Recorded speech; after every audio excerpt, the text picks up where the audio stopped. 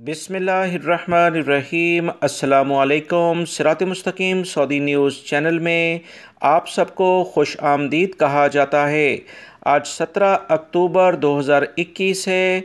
Saudi वज़ारत सेहत की जानिब से वबाई मर्ज़ कोरोना से मुतल्लिका अहम तरीन रिपोर्ट जारी कर दी गई है, जिसमें बताया गया है कि पिछले 24 घंटों के दौरान सऊदी अरब में 41 यानी 41 अफराद कोरोना का शिकार हो चुके हैं, जबकि 47 यानी 47 अफराद सेहतयाब भी हुए हैं।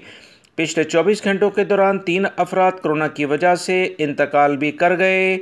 इन्ना लिल्लाहि व इन्ना इलैहि राजिऊन। जबकि 106 अफराद इस वक्त इंतहाई बुरी कंडीशन में हैं। इनके लिए खुसूसी तौर पर दुआ की जाए। सऊदी वज़ारत सेहत ने मज़ीद जो इतलात शेयर की हैं उसके मुताबिक 8,763 एक्टिव केसेस अभी भी सऊदी अरब में मौजूद हैं। सऊदी अरब में कोरोना कमी की जानिब ज़रूर गया है, मगर ख़त्म नहीं हुआ। एहतियाती तदाबीर पर अमल किया जाए। वीडियो लाइक करके शेयर भी कीजिएगा। अस्सलाम।